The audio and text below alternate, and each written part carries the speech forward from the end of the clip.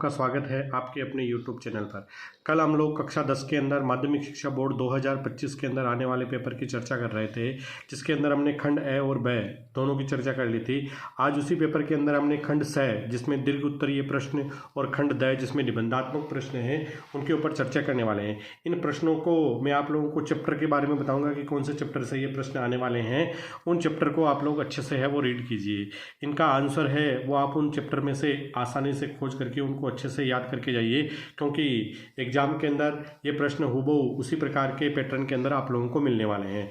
तो खंड स की अपन शुरुआत करते हैं। खंड स में दीर्घ उत्तरीय प्रश्न दे रखे हैं, जिसमें 3 अंक के प्रश्न हैं वो आप लोगों से पूछे जाएंगे। जो क्वेश्चन नंबर 14 है, जिसमें एक प्रश्न दे रखा है 14 का फर्स्ट दे रखा है कि खाद्य श्रृंखला को परिभाषित कीजिए और एक पारितंत्र में ऊर्जा के प्रवाह को आरेख चित्र की सहायता से समझाइए। और इसका अथवा प्रश्न आपको दे रखा है कि अपशिष्ट किसे कहते हैं और कचरा निपटान की समस्या को कम करने के तरीकों को सुझाइए। ये आप लोगों का जो प्रश्न है वो आपका जो चैप्टर नंबर 13 है उस चैप्टर से लिया गया है। तो इस चैप्टर में ये जो प्रश्न मैंने बताए हैं, इन प्रश्नों को और इनके आसपास का जो मैटर है उसको आप लोग अच्छे से रीड कीजिए और एग्जाम में इसी प्रकार का प्रश्न है वो आप लोगों से पूछा जा सकता है। क्वेश्चन नंबर 15 है, जिसके अंदर आप लोगों को एक प्रश्न दे रखा है कि कॉलम एक्स और कॉलम वाई को है सुमेलित करना है। जिसके अंदर कॉलम एक्स के अंदर आप लोगों को कुछ भौतिक राशियां या कुछ नियम दे रखे हैं और कॉलम वाई में उनके फॉर्मूले दे रखे हैं, तो उनसे आपको उनका मिलान करना है कि कौन सा है वो किसके साथ में सुमेलित है। इस प्रकार का प्रश्न भी आप लोगों के आने की पूरी संभावना है। जिसके अंदर दे रखा है कि विद्युत धारा है, तो वो कॉलम जो वाई है उसके अंदर ई ऑप्शन है वो इसका राइट आंसर होने वाला है। विभवांतर है तो इसका जो डी ऑप्शन है वो राइट आंसर होने वाला है। ओम का नियम है तो एफ आंसर है वो इसका राइट आंसर होने वाला है। प्रतिरोधकता है तो इसका बी ऑप्शन है वो इसका राइट आंसर होने वाला है। श्रेणी क्रम संयोजन है तो इसका ए ऑप्शन है वो इसका राइट आंसर होगा। समांतर क्रम संयोजन है तो इसका सी ऑप्शन है वो इसका राइट आंसर होने वाला है। इसी का अथवा आप लोगों को इसी चैप्टर से संबंधित दे रखा है। विद्युत वाला जो चैप्टर है आप लोगों का ओम का नियम लिखिए। तो ओम के नियम की परिभाषा करना है कि ओम का नियम क्या कहता है कि किसी चालक की भौतिक अवस्था अगर स्थिर हो तो उस चालक के अंदर प्रवाहित होने वाली धारा है वो उसके चालक के सिरों के बीच में विभवांतर के समानुपाती होती है। नियम पूछा जाता है तो केवल नियम लिखना है, और अगर आप लोगों को गणितीय विश्लेषण पूछा जाता है तो इस नियम को आप लोगों को व्युत्पन्न करके भी दिखाना होता है। इसका दूसरा दे रखा है कि विद्युत धारा को परिभाषित कीजिए। तो विद्युत धारा की परिभाषा लिखनी है कि आवेश प्रवाह की दर को विद्युत धारा कहते हैं। किसी विद्युत बल्ब के तंतु में 2 एम्पीयर की धारा 2 मिनट तक प्रवाहित की जाती है तो विद्युत परिपथ से प्रवाहित विद्युत आवेश का परिणाम ज्ञात करना है। तो इसकी आप लोगों को एक न्यूमेरिकल प्रश्न इसके अंदर दे रखा है, तो उसकी गणना करके और उसका जो आंसर है वो आप लोग कमेंट बॉक्स में जरूर बताइए। फिर इसका तीसरा दे रखा है कि प्रतिरोधकता को परिभाषित कीजिए और इसका एसआई मात्रक बताइए कि एक इकाई लंबाई और इकाई अनुप्रस्थ काट का जो चालक तार होता है उसका जो प्रतिरोध होता है वही उसका विशिष्ट प्रतिरोध कहलाता है, और इसका जो मात्रक होता है वो ओम इंटू मीटर होता है। ये जो प्रश्न है 15 नंबर प्रश्न था वो आप लोगों का चैप्टर नंबर जो विद्युत वाला चैप्टर है जो चैप्टर नंबर 11 है उसके अंदर दे रखा है। फिर 16 नंबर जो क्वेश्चन दे रखा है कि निम्नलिखित पर संक्षिप्त टिप्पणी लिखिए, यानी इनकी परिभाषा लिखनी है और इनका एक एक उदाहरण आप लोगों को बताना है। जिसके अंदर पहला दे रखा है पुनरुद्भवन और मुकुलन। तो पुनरुद्भवन क्या होता है कि किसी जीव को अगर छत विच्छेद कर दिया जाता है तो पूरा खंड जो छत विच्छेद खंड होते हैं वो किसी नए जीव का निर्माण कर लेता है। और मुकुलन होता है जिसके अंदर शरीर के ऊपर किसी भी प्रकार की कोई अगर अतिवर्धि निकल जाती है तो उस प्रकार की अतिवर्धि को मुकुल या बड कहते हैं, जो अनुकूल परिस्थिति आने पर अपने जनक से पृथक होकर के एक नई जीव का निर्माण कर देता है। पुनरुद्भवन का उदाहरण होता है प्लेनेरिया। मुकुलन है इसका जो उदाहरण है वो हाइड्रा के अंदर मिलता है। कायिक प्रवर्धन किसे कहते हैं कि ये पादपों में पाई जाने वाली एक विधि है जिसके अंदर पुष्प के अतिरिक्त पादप का कोई विभाग होता है, वो जड़ हो सकती है, तना हो सकती है, पत्ती हो सकती है, अगर नए पादप का निर्माण करता है तो इसका। और कायिक प्रवर्धन का एक लाभ बताना है तो इसका लाभ है वो विभिन्न प्रकार के क्षेत्रों के अंदर जैसे बिना बीज वाले जो फल है वो उत्पादन करने के लिए इसका किया जा सकता है। इसी का अथवा प्रश्न दे रखा है, उसके अंदर आपको द्विखंडन और मुकुलन, यानी किसी जीव का शरीर अगर 2 खंडों में बढ़ जाता है तो द्विखंडन जैसे अमीबा होता है, और मुकुलन है तो इसके अंदर भी आप लोगों को जो हाइड्रा है ऊपर वाला प्रश्न है उसके जैसा ही इसके अंदर दे रहे।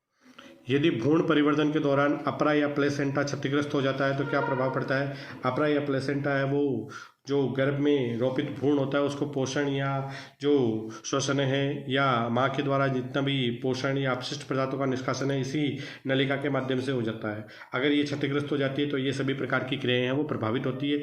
इससे संबंधित आप लोगों का जो चैप्टर जीव जनन कैसे करते हैं उस चैप्टर से चैप्टर नंबर 7 है उसमें दिया हुआ है। क्वेश्चन नंबर जो 17 है कि कोई एक धातु ए तनु हाइड्रोक्लोरिक अम्ल के साथ अभिक्रिया करता है तो बुदबुदाहट के साथ एक गैस उत्पन्न होती है। इससे उत्पन्न गैस जलती मोमबत्ती को बुझा देती है। यदि उत्पन्न यौगिकों में एक कैल्शियम क्लोराइड है तो ए यौगिक को पहचानिए तथा इस अभिक्रिया के लिए रासायनिक समीकरण लिखिए। तो जो मोमबत्ती को बुझाने वाली गैस होती है वो कौन सी होती है? वो कार्बन डाइऑक्साइड गैस होती है। और कार्बन डाइऑक्साइड कब निकलती है? किसी ए यौगिक में हाइड्रोक्लोरिक अम्ल मिलाने पर। तो ऐसे यौगिक होते हैं वो धातु कार्बोनेट या धातु हाइड्रोजन कार्बोनेट प्रकृति के होते हैं। तो आप लोगों को इसमें से ए यौगिक की पहचान करके उसके रासायनिक समीकरण लिख करके कमेंट बॉक्स में बताना है। फिर इसका जो दूसरा दे रखा है कि अम्ल को तनुकृत करते समय अम्ल को जल या में क्यों मिलाया जाता है, न कि जल को अम्ल में मिलाया जाता है? क्योंकि ये एक प्रकार की ऊष्माक्षेपीय अभिक्रिया होती है और इसका टेम्परेचर बहुत अधिक होता है। अगर बाहर वायुमंडल में भी टेम्परेचर अधिक हो सकता है तो कोई दुर्घटना घटित हो सकती है। तो इन सब प्रकार की परिस्थितियों का सामना करने के लिए इसको जल में मिलाया जाता है, न कि जल को अम्ल या क्षार के साथ में मिलाया जाता है तनुकृत करते समय। ये चैप्टर नंबर 2 से लिया गया है आपके। इसी प्रकार से इसके अथवा में दे रखा है कि चूने के पानी में कार्बन डाइऑक्साइड गैस को प्रवाहित करने पर यौगिक ए का एक श्वेत अवक्षय बनता है तो वो धातु कार्बोनेट का बनता है। और इससे अधिक मात्रा में अगर CO2 गैस प्रवाहित की जाए तो वो जो श्वेत अवक्षेप होता है वो उसमें विलय हो जाता है, रंगहीन प्रकृति का होता है, धातु हाइड्रोजन कार्बोनेट बन जाता है। इस प्रकार से ए और बी यौगिकों की पहचान करनी है, उसकी समीकरण लिखनी है और उनके रासायनिक सूत्र बताने हैं। ये भी आप लोगों का चैप्टर नंबर 2 में दे रखा है। तो इसको भी आप लोग कमेंट बॉक्स में इसकी समीकरण और ए और बी यौगिकों की पहचान करके बताइए।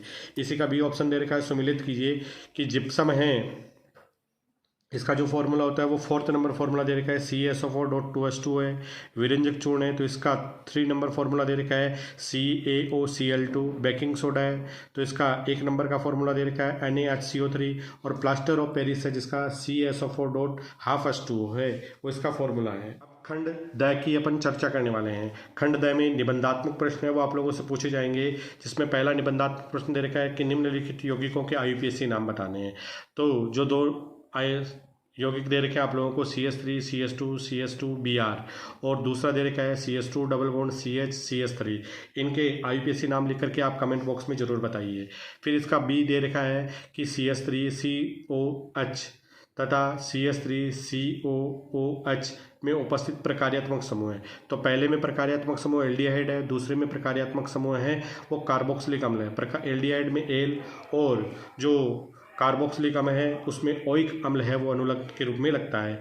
एथेनॉल से एथीन बनाने की रासायनिक समीकरण है, ये आप लोगों को पाठ संख्या 4 के अंदर मिल जाएगी। इसको भी आप लिख करके कमेंट बॉक्स में ज़रूर बताइए। और मेथेन और एथेन की इलेक्ट्रॉन बिंदु संरचना है वो आप लोगों को बना करके दिखानी है।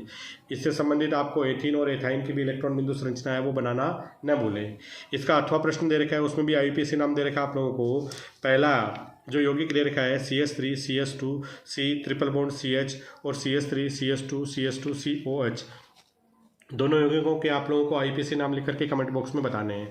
साबुन और अपमार्जक में 2 अंतर लिखने हैं। और उसके बाद में C दे रखा है C2H6 CH3 CH4 C3H8 और C2H4 में असंतृप्त यौगिकों को पहचाना है, यानी वे यौगिक पहचाने जिनमें कार्बन कार्बन के बीच में डबल बॉन्ड या ट्रिपल बॉन्ड है। सिंगल बॉन्ड वाले सारे संतृप्त होते हैं। संकलन अभिक्रिया की रासायनिक समीकरण देकर के समझाइए। तो संकलन अभिक्रिया क्या होती है? असंतृप्त हाइड्रोकार्बन को संतृप्त बनाने की जो अभिक्रिया होती है निकल या पैलेडियम जैसे उत्प्रेरकों की उपस्थिति में, वो संकलन अभिक्रिया कहलाती है। वनस्पति तेल से वनस्पति घी बनाना ये इसका उदाहरण हो सकता है। फिर क्वेश्चन नंबर जो 19 है उसमें दे रखा है कि दोहरा परिसंचरण से आप क्या समझते हैं कि हृदय से रुधिर है वो 2 बार होकर के गुजरता है। मानव हृदय का डायग्राम बनाना है। स्वयं पोषी पोषण और विषम पोषी यानी पादप भोजन कैसे बनाते हैं और उपभोक्ता है वो भोजन कैसे करते हैं, उनके संबंध में आप लोगों को बताइए। फिर इसका डी दे रखा है कि हमारे शरीर में वसा के पाचन को समझाइए और ये प्रक्रम कहाँ होता है। तो वसा के पाचन की प्रोसेस है वो आप लोगों को बता नहीं है। ये आप लोगों का जैव प्रक्रम वाला चैप्टर है, उसमें पाचन तंत्र से संबंधित टॉपिक दे रखा है, तो उससे संबंधित आप लोगों को पढ़ना है। इसी का अथवा दे रखा है कि मानव के वृकाणु या नेफ्रॉन की संरचना बनानी है। रुधिर में नाइट्रोजनी अपशिष्ट पदार्थों को शरीर से बाहर निकालने की क्रियाविधि और उसका डायग्राम भी आप लोगों को बताना है। भोजन में पाचन में लार की क्या भूमिका होती है और पादपों में भोजन व अन्य पदार्थों का स्थानांतरण कैसे होता है, यह आप लोगों को जैव प्रक्रम वाले चैप्टर में मिल जाएगा। फिर इसका अंतिम जो प्रश्न है वो आप लोगों का प्रकाश का परावर्तन और अपवर्तन, जो 9 नंबर चैप्टर है उससे दिया हुआ है कि प्रकाश के परावर्तन से आप क्या समझते हैं, प्रकाश के परावर्तन के नियम लिखने हैं, और एक अवतल दर्पण से प्रतिबिंब का बनना दर्शाने का किरण चित्र बनाइए, और बिंब और वक्रता केंद्र सी और एफ के मध्य स्थित है, तो उससे आप लोगों को एक किरण चित्र बना करके दिखाना है। अवतल और उत्तल दर्पण में अंतर स्पष्ट करने हैं, कोई 2 अंतर आप लोगों को लिखने हैं। इसी का अथवा दे रखा है, जिसमें दे रखा है कि प्रकाश के अपवर्तन से आप क्या समझते हैं, स्नेल का नियम लिखना है, और एक अवतल लेंस से प्रतिबिंब बनाने का किरण चित्र बनाना है जब वस्तु अनंत और इसके प्रकाशिक केंद्र ओ के मध्य कहीं पर भी स्थित हो सकती है। और लास्ट इसका दे रखा है कि अवतल दर्पण के मुख्य फोकस को परिभाषित कीजिए। तो इस प्रकार से यह आप लोगों का जो पहला प्रश्न पत्र था माध्यमिक शिक्षा बोर्ड के अंदर 21 तारीख को, इस प्रकार के प्रश्न ही आप लोगों से पूछे जाने हैं। तो आप इस पेपर को देखना न भूलें, और आप लोगों को एग्ज़ाम के लिए पहले से ऑल द बेस्ट, अच्छा पेपर करके आइए। इसी प्रकार का एक पेपर है वो आप लोगों को 20 तारीख को रात्रि को पुनः एक मॉडल पेपर है वो और प्रकाशित किया जाएगा। इन दोनों मॉडल पेपर को आप लोग अच्छे से रीड कीजिए, क्योंकि माध्यमिक शिक्षा बोर्ड के अंदर जो पेपर है उस प्रश्न पत्र में इन दोनों पेपर में से अधिकांश प्रश्न है वो हूबहू उसी प्रकार के पैटर्न के रूप में आप लोगों से पूछे जा सकते हैं। तो आप लोगों की तैयारी है वो अच्छी चल रही होगी। आप लोग उस तैयारी के अंदर इन प्रश्नों को भी ऐड कीजिए, आपका एग्ज़ाम अच्छा हो। इसके लिए आप लोगों को thank you very much, good bye.